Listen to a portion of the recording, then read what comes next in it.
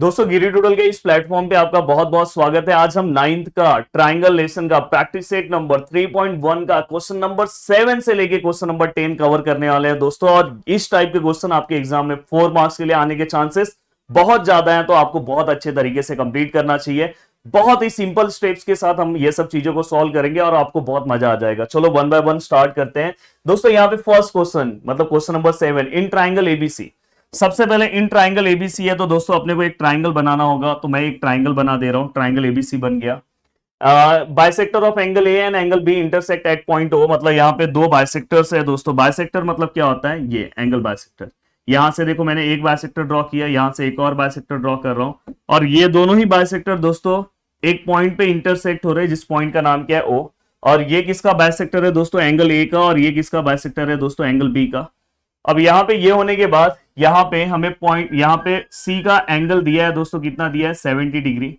And then find the measure of angle AOB. हमें ये angle दोस्तों क्या करना है, फाइंड आउट करना है। मतलब जो मुझे फाइंड आउट करना है मैं यहाँ पे लिख दे रहा हूँ, फाइंड एंगल एओबी। बहुत ही सिंपल स्टेप्स के साथ ये क्वेश्चन हम सॉल्व करने वाले हैं दोस्तों। ध्यान से अच्छे से आपको देखना है दोस्तों। देखो यहाँ पे हम क्या करेंगे, सबसे पहले जो मुझे पता है उसके ऊपर मैं चीजों को सॉल्व करने की कोशिश करूंगा। मुझे ट्राइंगल एबीसी में एंगल सी पता है, तो मैं क्या करूंगा, सबसे पहले उसके रिमेनिंग एंगल को फाइंड आउट करने की कोशिश करूंगा। तो मैं क्या करूंगा पता है, देखो मुझे मेन मेरा मेरा जो मेन क्वेश्चन है दोस्तों, ये मुझे फाइंड आउट करना है। छोटा वाला ट्राइंगल मेरा मेन ट्राइंगल है। तो मैं क्या करूंगा, मुझे पता है कि ये जो एंगल है ये बाइसेक्टर है, तो ये दोनों एंगल सेम होंगे और ये दोनों भी एंगल दोस्तों सेम होंगे। तो मैं यहाँ पे इस एंगल का अगर मुझे मेजरमेंट चाहिए, अगर मुझे ये दोनों एंगल के मेजरमेंट का प्लस मिल गया, तो अगर मैं उसे 180 में से माइनस कर दूंगा तो अपने आप ये आ जाएगा। तो मैं ये एंगल अगर मुझे चाहिए, देखो मैं यहाँ पे लिख रहा हूं, इस एंगल का नाम क्या है, एंगल ओ ए बी। क्या नेमिंग है दोस्तों, एंगल ओ ए बी। ये क्या होगा, हाफ होगा। अगर सपोज ये दोनों बाइसेक्टर हैं, तो अगर समझो ये 10 है तो ये भी 10 होगा। अगर समझो ये 8 है तो ये भी 8 होगा। अगर समझो ये पागल है तो ये भी पागल होगा। अगर समझो ये मार्कर से लिख रहा है तो ये भी मार्कर से लिख रहा है। पर अगर सपोज ये फाइ है तो ये भी फाइ। बट अगर सपोज ये दोस्तों ये फाइ है, ये पूरा का पूरा, अगर समझो पूरा का पूरा एंगल अगर सपोज 10 है तो आपको पता है ये दोनों इक्वल होते हैं, तो ये वाला फाइ होगा। पूरा का पूरा एंगल अगर 100 है तो ये क्या होगा, उसका हाफ मतलब कितना होगा दोस्तों, 50 होगा, क्योंकि दोनों सेम होंगे। पूरा का पूरा एंगल अगर दोस्तों 30 है तो ये कितना होगा, 15 होगा। तो इससे ये पता चला कि ये जो एंगल है छोटा वाला, ये जो छोटा वाला एंगल दिखाई दे रहा है, ये छोटा वाला एंगल पूरे एंगल का क्या होगा, हाफ होगा। पूरे एंगल का क्या होगा, हाफ होगा। पूरे एंगल का नाम क्या है, एंगल सी ए बी। क्या नाम है दोस्तों, सी ए बी। अब दोस्तों यहां पे ये होने के बाद सेम यहां पे मैं लिख रहा हूं, यहाँ पे आप रीजन भी डाल सकते हैं कि O A is the bisector of angle C A B. और या तो आप गिवन भी लिख सकते हो कि गिवन में उन्होंने हमें बाइसेक्टर वर्ड बोला है, तो मैं उसके अकॉर्डिंग लिख रहा हूं। अब दोस्तों यहाँ पे सेम आप ये वाला दूसरा, हमें जो हमारा दूसरा एंगल है उसकी बात मैं कर रहा हूं, ओ बी ए। दूसरा एंगल क्या है, O B A equal to half of measure of angle. इस एंगल का नाम क्या है दोस्तों, सी बी ए। क्या नाम है, सी बी ए। दोनों का ही रीजन मैं टीचर की तरह गिवन दे रहा हूं। टीचर ऐसे ही एक ही बार में साइन कर देती है भाई। अब ये होने के बाद थर्ड स्टेप में आते हैं, स्टेप नंबर थर्ड। अब मैं क्या करूंगा, जैसे ही मैंने ये चीजों को फाइंड आउट कर दिया, अब मैं सबसे पहले जिसका मुझे वैल्यू पता है वो ट्राइंगल के सभी एंगल का प्लस करूंगा। कौन से वाले, छोटे वाले की बड़े वाले, सर बड़े वाले। तो बड़े वाले के सभी एंगल का प्लस कर दो, तो उस ट्राइंगल का नाम क्या है दोस्तों, ट्राइंगल एबीसी। सभी एंगल का अगर मैं प्लस कर रहा हूं, इस एंगल का नाम क्या है दोस्तों, एंगल सी। इसको मैं वन लेटर में लिख सकता हूं क्योंकि यहाँ पे एक ही एंगल है, पर यहाँ पे दो दो एंगल है, तो इसलिए डायरेक्ट एंगल ए नहीं लिख सकते। यहाँ पे अगर मैं इस एंगल का नाम लिखूं तो एंगल क्या आएगा, एंगल सी ए बी। क्या आएगा, एंगल सी ए बी। इस एंगल का नाम लिखूं बड़े वाले ट्राइंगल में, तो angle C B A. Angle C B A equal to क्या आएगा दोस्तों, 180। तो यहाँ पे क्या आएगा, the sum of the measure of angles of all the sum of the measure of all angles of a triangle is 180। अब यहाँ पे ये होने के बाद दोस्तों नेक्स्ट आप प्लीज इसे फुल फॉर्म में लिखना। अब देखो ये मुझे 70 पता है, ये क्या हो गया, एंगल सी ए बी। और ये एंगल क्या हो गया दोस्तों, angle C B A equal to यहाँ पे क्या हो गया, 180। Then angle C A B plus angle C B A equal to 180 minus 70। अब दोस्तों यहाँ पे angle C A B plus angle C B A equal to I think 110। यहां तक तो आप पहुंच गए। अब यहां तक पहुंचने के बाद थोड़ा सा मैं अपना एंगल सही से लिख दूं भाई, CBA। अब देखो ये स्टेटमेंट नंबर 5, ये स्टेटमेंट नंबर 6, हमने सब कुछ लिख दिया। अब यहां पे पहुंचने के बाद अगर मैं बोलूं, अगर मेरे छोटे वाले ट्राइंगल में अगर मुझे जाना है तो मुझे पता है कि ये वाले एंगल का छोटा वाले ट्राइंगल में ये एंगल क्या है, हाफ है। तो मैं ये पूरे इक्वेशन को क्या करूंगा, हाफ से मल्टीप्लाई करूंगा।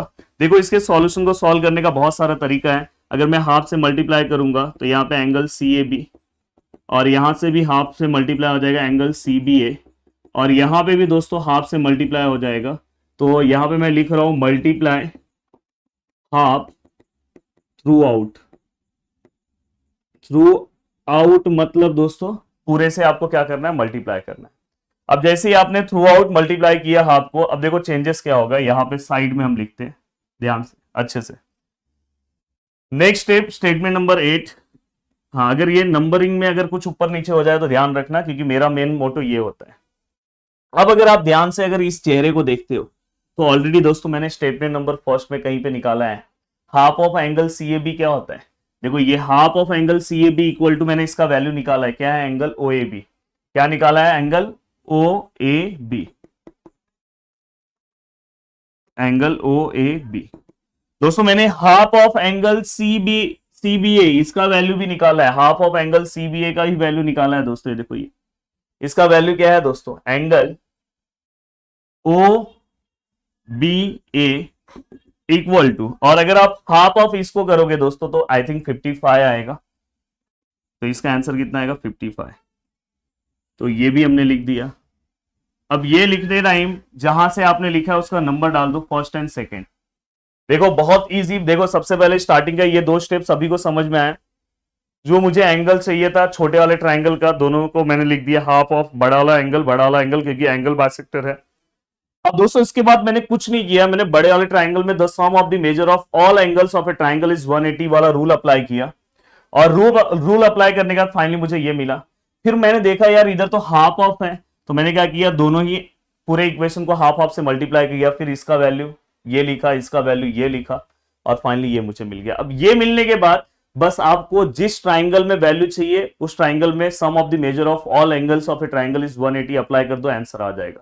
मतलब मुझे छोटे वाले ट्राइंगल में ये वैल्यू चाहिए, अब छोटे वाले ट्राइंगल में ये रूल अप्लाई कर दो, देखो आंसर मिल जाएगा। देखो मैं यहाँ पे देखो इन ट्राइंगल, छोटे वाले का नाम क्या है, AOB। नेक्स्ट स्टेप में एंगल, देखो सबसे पहले इस एंगल का नाम क्या है, OAB। इस एंगल का नाम क्या है दोस्तों, एंगल OBA। मैं छोटे वाले ट्राइंगल में sum of the measure of angle of a triangle, all angle of a triangle is 180 apply कर रहा हूं, और इस एंगल का नाम क्या है दोस्तों, AOB इक्वल टू 180। प्लीज यहाँ पे रीजन डालना, the sum of the measure of angles, all angles of a triangle is 180। अब दोस्तों यहाँ पे नेक्स्ट स्टेप में अगर मैं देखूं तो एंगल OAB कितना है दोस्तों, एंगल OAB ध्यान से देखो, OAB तो मेरे पास नहीं है, पर ये दोनों का प्लस एक साथ है। ये दोनों भाई बोल रहे कि हम लोग एक साथ 55 हैं, तो ये दोनों भाई साहब को चेंज कर दो, और ये दोनों भाई साहब की जगह पे कितना आप लिख सकते हो, 55, और यहाँ पे एंगल AOB है, और यहाँ पे दोस्तों कितना है, 180। अब दोस्तों इसके बाद वाले स्टेप में angle AOB equal to 180 minus 55। अब 180 में से आपको 55 को माइनस करना है, कोई भी ओवर स्मार्ट नहीं बनेगा, माइनस करेगा चुपचाप से। अब यहाँ पे अगर मैं 10 में से 5 को माइनस करूं तो 5, यहाँ पे 7 माइनस 5 2, और यहाँ पे 1, तो यहाँ पे दोस्तों फाइनली आंसर कितना आएगा, 125। तो angle AOB which is equal to दोस्तों कितना है, 125। तो यहाँ पे बहुत ही सिंपल स्टेप्स के साथ मैंने आपको, देखो पहले मैंने क्या किया है, ये दोनों एंगल को हाफ कर दिया है, बड़े वाले ट्राइंगल में 180 रूल अप्लाई किया है, छोटे वाले ट्राइंगल में 180 रूल अप्लाई किया, मेरा आंसर आ गया। तो इस तरह से अपने दिमाग में चीजों को बिठा के रखोगे तो अपने आप क्वेश्चन को सॉल्व कर सकते हो। चलते हैं नेक्स्ट क्वेश्चन की ओर। ये क्वेश्चन भी 4 मार्क्स के क्वेश्चन की तरह है, और ये पूरे क्वेश्चन को मैं सेम टू सेम पीछे वाले क्वेश्चन की तरह सॉल्व करूंगा। अब दोस्तों यहाँ पे दिखा है कि लाइन AB जो है, देखो यहाँ पे क्या लिखा है, given line AB parallel to line CD and PQ is the transversal, PQ बोला है ट्रांसवर्सल है, ray PT and QT are the bisector of angle P। कौन सा बाइसेक्टर है, ये देखो भाई ये बाइसेक्टर है, बाइसेक्टर है मतलब ये एंगल इक्वल टू ये एंगल, ये एंगल इक्वल टू ये एंगल, पीछे वाला ही मैटर है। एंड दोस्तों इसके बाद हमें बोला है कि हमें फाइनली क्या प्रूफ करना है, PT Q which is equal to 90 degree. तो यहाँ पे हमें जो भी प्रूफ दैट करना है उसको लिखो, angle P T Q equal to 90। पूरा का पूरा क्वेश्चन पीछे की तरह सॉल्व करने वाला हूं।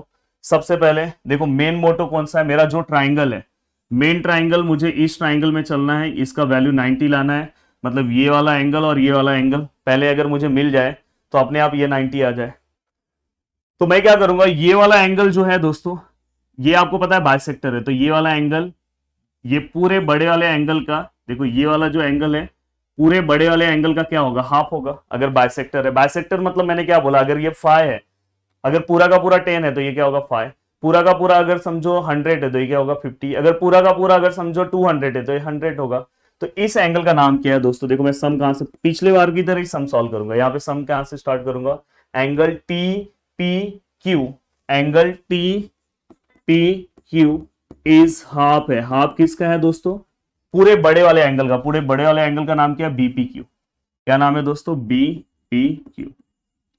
और यहां पे सेकेंड सेम ऐसे ही जैसे हमने पीछे बार नीचे के दो ट्राइंगल्स के ये वाले एंगल ये वाले एंगल को लिया था, तो अभी ये लिया और अभी इस एंगल को लूंगा। अगर ये एंगल की बात करूं तो दोस्तों देखो ध्यान से, अगर ये जो एंगल है ये पूरे बड़े वाले एंगल का क्या है, हाफ है। तो इस एंगल का नाम क्या आएगा, एंगल पी क्यू टी। क्या बोलोगे, angle P Q T is half of angle P Q D.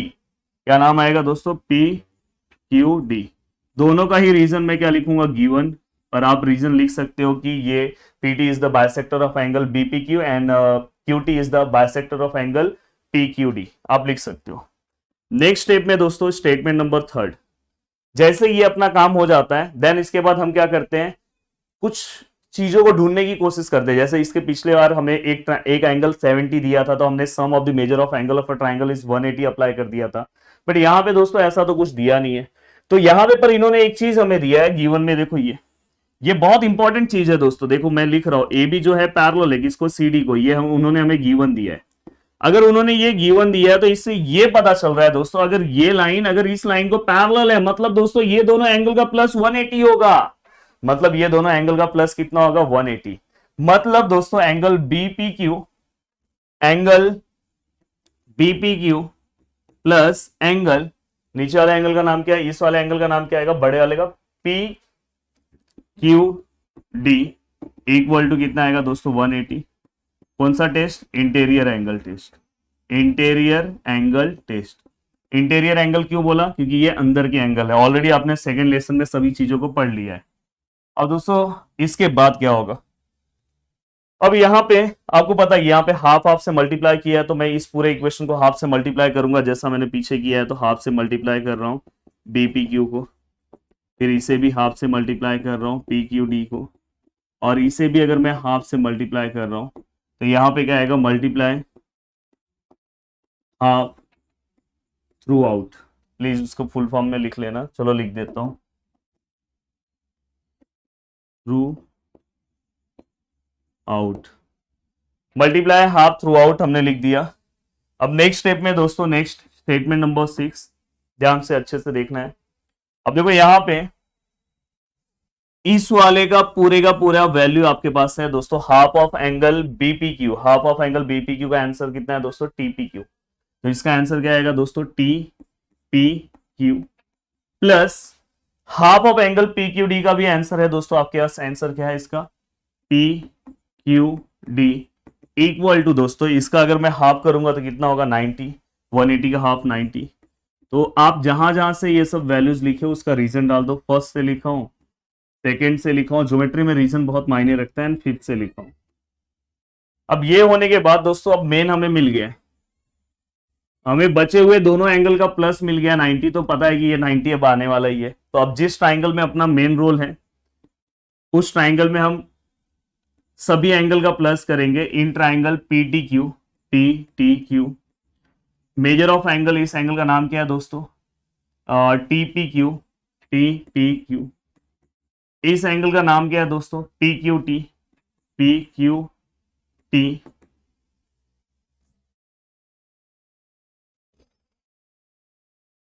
यहाँ पे देखो मैंने लिखते टाइम ये half of P Q D है, half of P Q D, तो यहाँ पे पी क्यू टी आएगा, मैंने वहां पे पी क्यू डी लिखा है, यहाँ पे क्या आएगा पी क्यू टी। समझ में आया ना, देखो half of P Q D था, क्या था पी क्यू टी था, मैंने वहां पे डी लिख दिया था। अब दोस्तों ये होने के बाद नेक्स्ट और कौन सा एंगल है दोस्तों, ये हो गया, ये हो गया, अब ये एंगल है, इसका नाम क्या है P T Q, equal to कितना आएगा दोस्तों 180। वही reason, the sum of the measure of angle of a all angles of a triangle is 180। अब दोस्तों ये दोनों एंगल का मेजरमेंट आपको पता है, नेक्स्ट स्टेप में ध्यान से अच्छे से देखो, ये दोनों एंगल का पता है आपको कितना है 90 है। ये यहाँ पे क्या है दोस्तों P T Q equal to कितना आएगा 180। Then angle P T Q which is equal to 180 minus 90। Then angle P T Q which is equal to यहाँ पे कितना आएगा दोस्तों 90। और फाइनली मुझे ऐसा लगता है कि यही मुझे प्रूफ करना था और मैंने प्रूफ कर दिया। तो इस तरह से आप बहुत ही इजी तरीके से चीजों को क्या कर सकते हो दोस्तों, सॉल्व कर सकते हो। अब चलते हैं दोस्तों नेक्स्ट क्वेश्चन की ओर। नेक्स्ट क्वेश्चन तो इजी है, नेक्स्ट क्वेश्चन बहुत इजी क्वेश्चन है। अगर आपने मेरे सेशन को अच्छे से देखा है तो ये क्वेश्चन तो आप ऐसे सॉल्व कर लोगे। अब देखो दोस्तों, यहाँ पे मैंने एक चीज आपको हमेशा बताई कि कहीं पे भी अगर ऐसा वाला मैटर है, कहीं पे भी अगर ऐसा वाला मैटर है तो एंगल लीनियर पेयर आएगा। तो यहाँ पे देखो सी और ये है, तो आप डायरेक्ट बता सकते हो कि angle C plus 100 which is equal to कितना आएगा दोस्तों 180। क्या आएगा दोस्तों, angles in linear pair, angles in linear pair, then the angle C which is equal to 180 minus 100, then the angle C which is equal to 80 degree. Angle C हो गया। अब angle C होने का देखो, ये मैंने आपको पहले ही बताया कि ये दोनों कौन से एंगल है, वर्टिकली अपोजिट एंगल। देन दोस्तों एंगल B जो है वो कॉन्ग्रेंट होगा, किसको कॉन्ग्रेंट होगा, एंगल B इक्वल टू यहाँ पे 70 डिग्री डायरेक्ट लिख रहा हूं क्योंकि ये दोनों वर्टिकली अपोजिट एंगल है। और वर्टिकली, चलो पूरा लिख दे रहा हूं, vertically opposite angle, vertically opposite angle से हमें ये भी मिल गया। अब दोस्तों अगर आपको बी मिल गया, सी मिल गया, तो ए तो आप निकाल सकते हो, the sum of all angles of a triangle is 180। मतलब angle A plus angle B plus angle C equal to कितना होता है दोस्तों 180। यहां पे ये लाइन लिखोगे, इसका फुल फॉर्म लिखना, the sum of the measure of angles of a triangle is 180। yes, what is measure of angle A? अगर मैं A की बात करूं तो अपने को फाइंड आउट करना है, B कितना है दोस्तों 70 है, C की बात करूं तो कितना है दोस्तों 80 है, इक्वल टू यहाँ पे कितना है 180। अब मैं अगर इसे सॉल्व करने जाऊं तो यहाँ पे क्या आएगा दोस्तों, देखो एंगल A, दोनों को प्लस करो, आई थिंक 150 आएगा और equal to 180। Then angle A which is equal to 180 minus 150, 50 वहां पे जाएगा माइनस होगा, then the angle A is 30 degree. तो ये क्वेश्चन सॉल्व हो गया। अब चलते हैं दोस्तों नेक्स्ट क्वेश्चन, लास्ट क्वेश्चन है, और लास्ट क्वेश्चन बहुत ही लाजवाब क्वेश्चन है। लास्ट क्वेश्चन बहुत ही लाजवाब क्वेश्चन दिया है हमारे बुक में, पर हम बोलते हैं ना डिफिकल्ट से डिफिकल्ट चीजों को भी हम सॉल्व कर सकते हैं। अब दोस्तों देखो इस क्वेश्चन में इन्होंने क्या क्या दिया है, सबसे पहले हम गिवन में लिख देता हूं, हम गिवन में लिख देता हूं, देखो लैंग्वेज कितना अच्छा है, हम गिवन में लिख देता हूं। यहां पे एंगल है दोस्तों लाइन डी, एंगल नहीं लाइन है, line D parallel to G F. तो यहाँ पे डी जो है दोस्तों वो जी एफ को पैरेलल है, और उन्होंने बाइसेक्टर फिर से दे दिया है। बाइसेक्टर में हमारी जिंदगी लगता है परेशान करके रखेंगे। यहाँ पे इन्होंने बोला है कि ईजी जो है वो बाइसेक्टर है और एफ जी बाइसेक्टर है, मतलब ईजी जो है बाइसेक्टर है। जिंदगी बहुत इजी हो गई है, ये बाइसेक्टर है। तो सपोज मैं इसे एंगल एक्स और एंगल एक्स ले रहा हूँ क्योंकि दोनों एंगल सेम होंगे, मैंने बोला कि ये दोनों एंगल का मेजरमेंट सेम होगा। सेम ऐसे ही मैं यहाँ पे ये एफ जी भी दिया है बाइसेक्टर, तो मैं इसे एंगल वाई और एंगल वाई ले रहा हूँ। अब दोस्तों यहाँ पे हमें क्या करना है, सबसे पहले दो प्रूफ करना है, चेक करते हैं, वन बाय वन सॉल्व करते हैं। अब देखो दोस्तों मैं सॉल्यूशन स्टार्ट कर रहा हूं। सबसे पहले ध्यान से अच्छे से चीजों को समझने की कोशिश करना। दोस्तों हमें बोला है डी जो है पैरेलल है, किसको पैरेलल है, जीई को। और दोस्तों ये देखो ये और ये बोला है पैरेलल है, और दोस्तों मैं इस बार इसको ट्रांसवर्सल ले रहा हूं, किसको ट्रांसवर्सल ले रहा हूं, इसको। तो यहां पे क्या होगा डी, यहां पे क्या होगा दोस्तों ई, और यहां पे क्या होगा दोस्तों एफ, और यहां पे क्या होगा दोस्तों जी। अब अगर मुझे बोला है कि ये इसको क्या है दोस्तों, दोनों एक दूसरे को पैरेलल है, और मैं ट्रांसवर्सल किसको ले रहा हूं दोस्तों, डीएफ इज द ट्रांसवर्सल।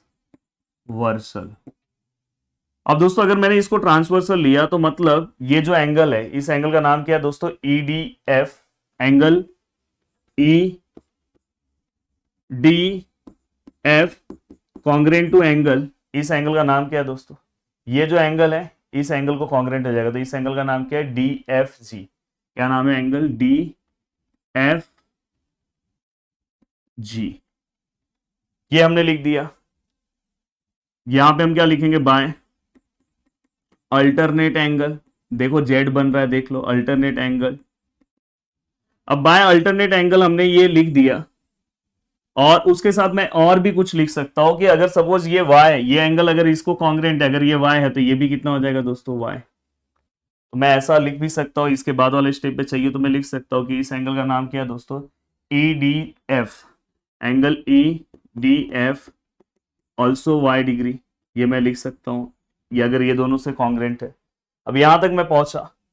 अब इसके बाद दोस्तों अगर आप देखो, ये जैसे ये डायग्राम हो गया, उसके बाद फिर से देखो ये वाली लाइन इसको पैरेलल है, वही मैटर लूंगा, और अब मैं ट्रांसवर्सल दोस्तों इसको लूंगा, नीचे वाले लाइन को।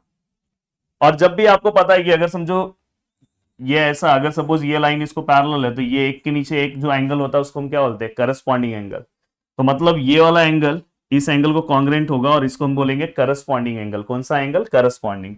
तो देखो फिर से मैं लिख रहा हूं डी पैरेलल टू जीई, और ट्रांसवर्सल अब चेंज हो जाएगा दोस्तों, ट्रांसवर्सल में कौन सा ले रहा हूं, ईएम। कौन सा ट्रांसवर्सल ले रहा हूं, EM is the transversal. Transversal मैंने ले लिया। अब ट्रांसवर्सल लेने के बाद दोस्तों अब क्या हो जाएगा कि मतलब ये जो एंगल है, ये एंगल का नाम क्या है दोस्तों, जी। देखो ये एंगल का नाम क्या है, angle G F M, angle G F M congruent to angle, ये एंगल का नाम क्या है दोस्तों, डी ई एफ। क्या नाम है, D E F by corresponding angle, by corresponding angle. Please ध्यान से अच्छे से चीजों को समझना। अब दोस्तों अगर मैं ध्यान से देखूं तो यहां पे अगर ये दोनों एक दूसरे को कॉन्ग्रेंट है, कोई मेरे को प्रॉब्लम नहीं है। यहाँ पे आप इक्वल भी ले सकते हो, क्योंकि अब नीचे में वैल्यूज लिख रहा हूं। डी, देखो यहाँ पे पहला एंगल क्या है, जी एफ एम, इसका वैल्यू क्या है दोस्तों, वाई डिग्री। तो यहाँ पे हम वाई डिग्री लिख रहे हैं। और दोस्तों यहाँ पे अगर मैंने यहाँ पे वाई डिग्री लिखा, तो ये वाला जो है डी ई एफ जो है दोस्तों वो कितना है, एक्स प्लस एक्स डिग्री। अगर आप ध्यान से देखोगे तो इस एंगल में दो, एक और एक्स आता है और ये वाला भी एक्स आता है। थोड़ा सा मैं आपका स्टेप बचाने के लिए लिख रहा हूं, अदरवाइज ये दोनों एंगल का प्लस करके फिर लिखते हैं, पर मैं आपका स्टेप बचे इसलिए लिख रहा हूं। और फाइनली ये Y degree equal to X, और एक्स कितना हो जाएगा, 2x डिग्री। और दोस्तों मुझे क्या चाहिए, मुझे जो आंसर चाहिए डी ई जी, डी ई जी, डी ई जी मतलब सॉरी, मतलब डी ई जी मतलब मुझे क्या चाहिए दोस्तों, एक्स। देखो डी ई जी का वैल्यू कितना है, एक्स है। एक्स इक्वल टू यहां पे क्या है दोस्तों, हाफ है, और इंटू यहां पे क्या है दोस्तों, ई डी एफ। ई डी एफ मतलब इक्वल टू हमें क्या चाहिए, वाई। अगर मुझे ये मिल जाता है तो मेरा प्रूफ हो जाएगा। तो देखो शायद शायद मुझे मिल गया यहाँ पे। और स्टार्टिंग में मुझे एक, ये जो मैंने एक्स और वाई डायरेक्ट लिया है ना, वो बस मुझे डिफाइन करना है, तो वो भी मैं कर देता हूं। अब देखो यहाँ पे, यहां से मुझे एक्स अकेला रखना है, और ये 1 2 यहाँ पे आएगा तो नीचे हो जाएगा, तो 1/2 हो जाएगा, और यहाँ पे क्या हो जाएगा दोस्तों, वाई डिग्री। और फाइनली मैं इसे ऐसे लिख सकता हूँ, देखो अब ये सब डायग्राम्स को मैं हटा रहा हूं, मैं फाइनली इसे ऐसे लिख सकता हूं, X degree equal to half of Y degree. X degree मतलब कौन सा है, यहाँ पे हमें कौन सा चाहिए दोस्तों, हमें क्या चाहिए, डी ई जी। जाके चेक कर लो डी ई जी का वैल्यू एक्स डिग्री है कि नहीं है, डी ई जी, हाँ है ना X. Half of Y degree, Y degree कौन सा चाहिए हमें, ई डी एफ चाहिए, एंगल ई डी एफ चाहिए। जाके चेक कर लो ई डी एफ वाई है कि नहीं है, यहीं पे हमने बता दिया था कि वाई है। तो फाइनली दोस्तों हमारा एक प्रूफ तो पूरी तरह से सॉल्व हो चुका है। बस स्टार्टिंग में आपको एक चीज करना है जो मैंने किया नहीं है। आपको स्टार्टिंग में एंगल, ये दोनों एंगल को जो आप एक्स ले रहे हो, angle D E G, angle D E G equal to angle, इस एंगल का नाम क्या है, G E F, angle G E F equal to x degree consider कर लेना है। और दोस्तों वैसे ही ये दोनों एंगल को वाई, तो यहां पे angle D F G, angle D F G equal to angle G F M, G F M equal to Y degree consider कर लेना है। दोनों का रीजन आप डाल सकते हो गिवन, या तो आप लिख सकते हो, या तो आपने लेट कंसिडर किया है, पर ये जो इक्वल है उसका रीजन आपको डालना होगा क्योंकि वो बाइसेक्टर जो बोला है, तो आप वहां पे लिख दो, वहां पे आप लेट लिखो और साथ में क्या लिखोगे, AG is the bisector and F G is the bisector of angle D F M. ऐसे आप स्टार्टिंग में कंसिडर कर सकते हो। तो ये आपका पहला प्रूफ हो गया, ज्यादा बड़ा ना जाए इसलिए मैं इतने ही तरह से छोटे तरीके से मैंने लिख दिया है, पर मार्क्स आपको पूरा मिलेगा। अब दूसरा दोस्तों एक और मैटर है कि हमें एक और प्रूफ भाई लोगों ने दे दिया है, E F equal to F G. अब ई एफ कहां है भाई, ई एफ ये है, देखो आप ध्यान से अगर इस ट्राइंगल को देखते हो, यहां पे एफ है, यहां पे ई है और यहां पे दोस्तों जी है। तो ई एफ इक्वल टू क्या है, एफ जी। अगर ये दोनों साइड्स को हमें इक्वल बताना है, ये दोनों साइड्स को हमें क्या करना है दोस्तों, इक्वल बताना है। अब हमारे लिए बहुत बड़ा टास्क है कि ये दोनों साइड्स को इक्वल कैसे बताएं, बट बाय द वे हमें बताना तो पड़ेगा। और ये वाला जो थ्योरम है दोस्तों थोड़ा सा आगे है आपके बुक में, पर अभी इन्होंने सम दे दिया है तो आप क्या कर सकते, कुछ नहीं कर सकते, सॉल्व तो करना ही पड़ेगा। अब दोस्तों आप ध्यान से अगर आप अगर एक चीज को ऑब्जर्व करोगे तो आपको ये दिखाई देगा कि ये जो एंगल है दोस्तों, ये देखो, अब मैं डायग्राम फिर से कौन सा बना रहा हूं, देखो ये वाली लाइन फिर से ये वाली लाइन को पैरेलल है, और इस बार मैं ट्रांसवर्सल ये ले रहा हूं। देखो बस ट्रांसवर्सल का ही खेल है कि आप ट्रांसवर्सल कौन सा ले रहे हो उसके हिसाब से आपका सम चेंज हो जा रहा है। यहां पे दोस्तों देखो, यहां पे क्या है, डी है, यहां पे क्या है दोस्तों, ई है, यहां पे क्या है दोस्तों, जी है, और यहां पे क्या है दोस्तों, एफ है। और अगर आप ध्यान से देखोगे तो यहां पे दोस्तों एंगल एक्स, और यहां पे तो कोई एंगल नहीं है। अब देखो मैं यहां पे लिख रहा हूं, फिर से देखो मैं लिख रहा हूं कि ईडी जो है पैरेलल है, ईडी मतलब डी, चलो डी लिख दो, नहीं तो बहुत लोग बोलेंगे ईडी कहां से आ गया। डी जो है दोस्तों पैरेलल है, किसको पैरेलल है, डी किसको पैरेलल है, एफ जीएफ को, किसको पैरेलल है, जीएफ को। ये क्या हो गया आपका गिवन। हाँ उसके साथ मुझे ट्रांसवर्सल लिखना है दोस्तों, जीएफ को पैरेलल है, और इस बार मैंने ट्रांसवर्सल अलग ले लिया है। ट्रांसवर्सल मैंने कौन सा लिया है दोस्तों, ई जी लिया है, ईजी इज द ट्रांसवर्सल।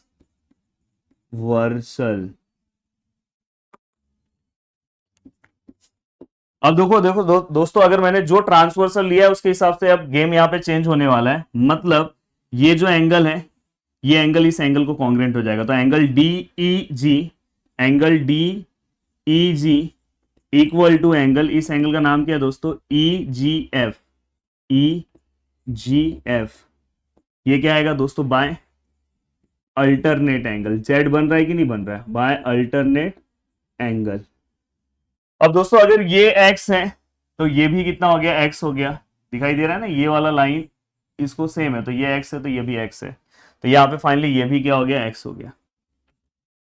अब आपको ध्यान से बहुत अच्छे से एक स्टेप्स को आपने ये वाले को इससे बता दिया, पर अगर आप ध्यान से देखोगे तो एक स्टेप में आपको पता है कि ये देखो स्टार्टिंग के स्टेप में देखो आपको पता है कि ये दोनों एंगल भी एक दूसरे को सेम है।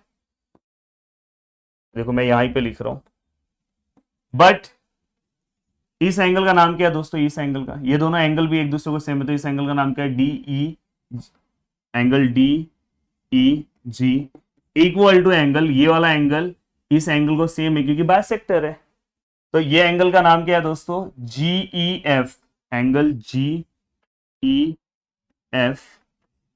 और यहां पे हम क्या लिखेंगे, गिवन, या तो मैं लिख सकता हूं कि EG is the bisector of angle DEF, ऐसा भी मैं लिख सकता हूं। अगर आप दोनों को ऑब्जर्व करो ध्यान से बहुत अच्छे से, तो आपको यहाँ पे दिखाई देगा भाई भाई भाईगिरी सिस्टम से बाहर।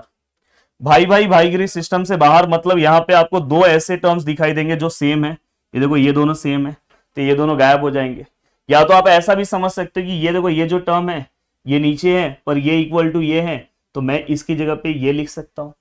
तो मैं, या तो आप ऐसा ही समझ सकते हो कि ये दोनों भाई हैं, भाईगिरी दिखाने लगे, सिस्टम से बाहर हो गए, मतलब ये दोनों एक दूसरे को इक्वल हो गए, मतलब E G F equal to G E F. इसका रीजन क्या आएगा दोस्तों, इसके ऊपर के दोनों स्टेप्स। तो यहाँ पे आप जो भी नंबर्स डालोगे वो दोनों यहाँ पे आप रीजन में डाल देना।